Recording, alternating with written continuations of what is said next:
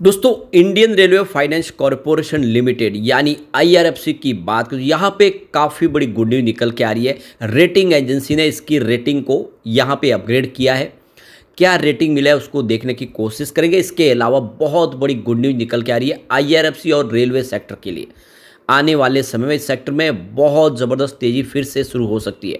वैसे तो ये स्टॉक बहुत बड़ा मल्टीबैगर साबित हुआ है, आपको ये पता ही होगा। 20-25 रुपये के आसपास स्टॉक था, कम से कम 2 साल तक इसको आपको खरीदने का मौका मिला और जब दौड़ने लगा तो एक तरफा दौड़ा। अभी भी ये 200 के आसपास जाके फिर नीचे आए। क्या यहाँ पर एंट्री करनी चाहिए?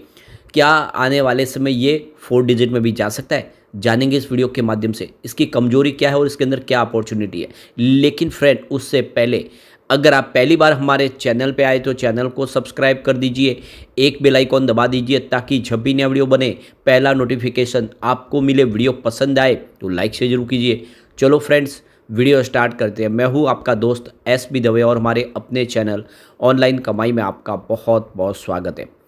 तो सबसे पहले आईआरएफसी के कारोबार की बात कर ले तो देख सकते हो कि फ्राइडे को 178 के आसपास क्लोजिंग रही है। 1% के आसपास की तेज़ी देखने को मिली। वैसे इंट्राडे में काफ़ी नीचे चला गया था स्टॉक, लगभग 172 तक, वहाँ से रिकवर हुआ है। सबसे बड़ी बात है, काफ़ी शानदार रिकवरी देखने को मिली। और ये जो देख सकते हो कि बाज़ार का जो माहौल है वो भी अब पॉजिटिव हो चुका है। अब इसकी परफॉर्मेंस को देखें तो आईपीओ आने के बाद पिछले 3 सालों में इसने 648% का ज़बरदस्त रिटर्न दिया है। आईपीओ 25 के आसपास था लेकिन ये 19 तक चला गया था। अब आप देख सकते हो कि वो जो स्टॉक 19-20 रुपये के आसपास था वो 180 के आसपास है। अगर हम बात कर ले 1 ईयर के रिटर्न की तो वो भी बहुत ही ज़बरदस्त है। 452% का इसने बम्पर रिटर्न दिया है, यानी आपका इन्वेस्टमेंट 4-5 गुना बढ़ चुका है पिछले एक साल में। 3 मंथ के हिसाब से 21% की तेज़ी बनी है, यानी स्टॉक काफ़ी ज़्यादा अप डाउन देखे अब एक पॉजिटिव ट्रेंड से आगे बढ़ता हुआ दिखाई दे रहा है। 3 महीने के हिसाब से भी 1 मंथ की बात करें तो 13% की काफ़ी अच्छी तेज़ी बनी है। पिछले एक महीने में भी 13% स्टॉक दौड़ा है और 1 डे के हिसाब से लगभग 1% के आसपास की थी। ओवरऑल इसका प्रदर्शन काफ़ी अच्छा है। अब जो बड़ी अपडेट निकल के आ रही है, यहाँ पे रेटिंग एजेंसी की तरफ से इसकी रेटिंग दी है। तो S&P ग्लोबल रेटिंग ने आईआरएफसी की रेटिंग दी है। तो यहाँ पे देख सकते कि जो रेटिंग है वो अपग्रेड हुई है, पहले स्टेबल थी उसको पॉजिटिव किया गया है।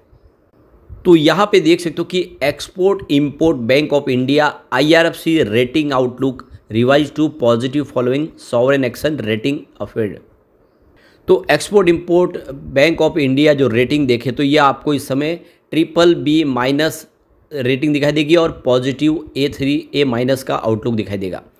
जो रेटिंग पहले BBB- थी और स्टेबल आउटलुक था A3-, तो रेटिंग में सुधार हुआ है। इसके अलावा इंडियन रेलवे फाइनेंस कॉर्पोरेशन के लिए अगर आप देखें तो जो क्रेडिट रेटिंग इशू की गई है वो है BBB- और पॉजिटिव आउटलुक है इंडियन रुपीज़ में। और पहले थी ये देख लो कि BBB- स्टेबल आउटलुक के साथ में।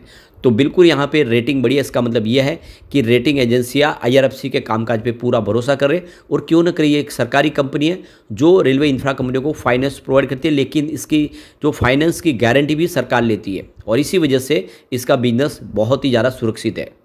तो यहाँ पे इंडियन गवर्नमेंट इस समय सेक्टर को जो रेलवे का है उसको बहुत ज़्यादा अपनी तरफ से सपोर्ट दे रही है और ऐसे में आने वाले समय भी इसको बहुत सारी उम्मीदें है। अभी बिजनेस आने वाले समय काफ़ी प्रदर्शन बेहतर कर सकता है कंपनी का और इसी वजह से ये रेटिंग आपको बेहतर होती हुई दिखाई देगी।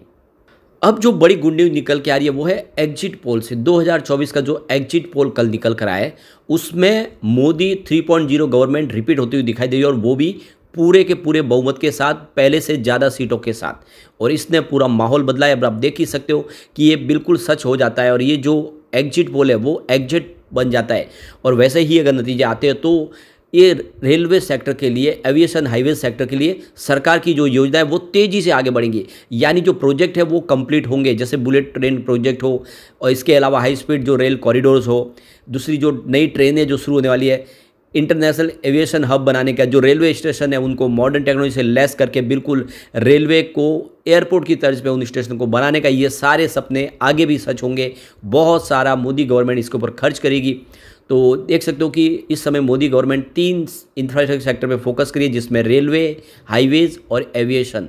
और ये आगे भी टॉप प्रायोरिटी में रह सकते हैं गवर्नमेंट के। और आने वाले समय जो 3rd टर्म है उसमें भी बहुत सारा नया अनाउंसमेंट हो सकता है, कुछ नया खर्च इसमें किया जा सकता है।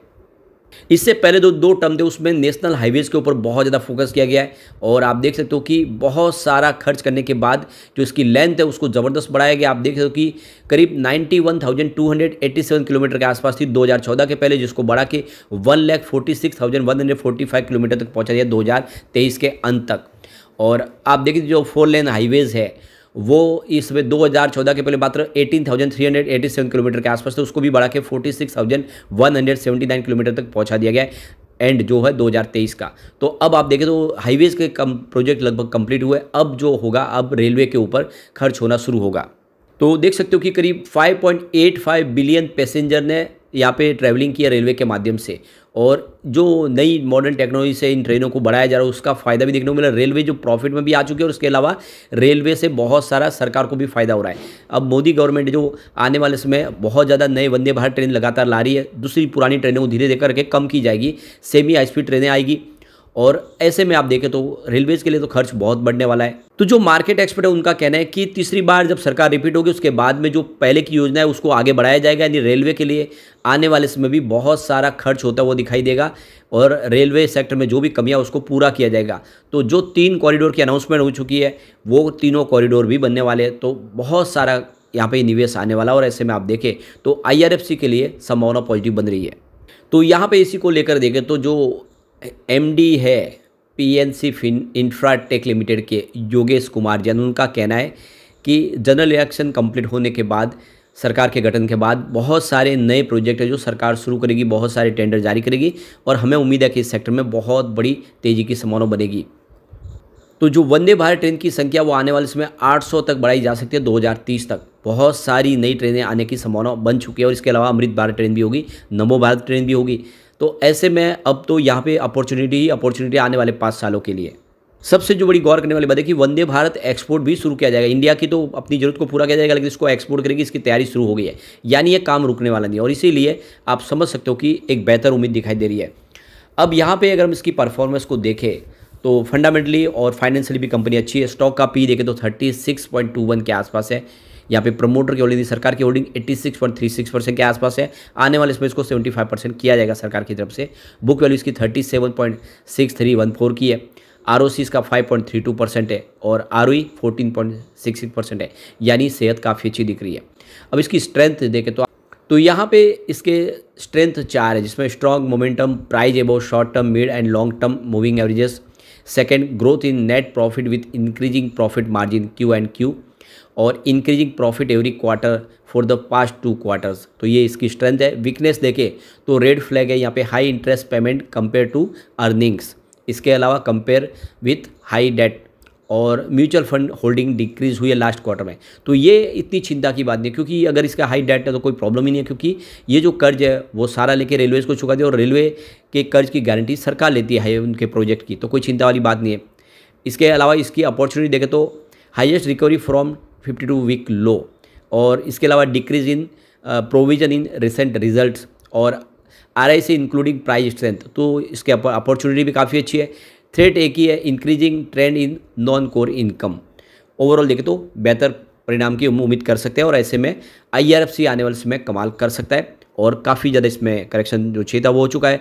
बाजार में तूफानी तेजी की फिर संभावना बन रही है, और ऐसे में रेलवे शेयर दौड़ेंगे और ये स्टॉक कमाल कर सकता है। लेकिन फ्रेंड, कोई भी इन्वेस्टमेंट करने से पहले अपने फाइनेंशियल एडवाइस बड़े ले ले या अपना खुद का रिसर्च करें, क्योंकि मैंने वीडियो आपके एजुकेशनल पर्पज़ के लिए ही बनाया। वीडियो पसंद आए तो लाइक से जरूर कीजिए और चैनल को सब्सक्राइब कर दीजिए। Thank you friends.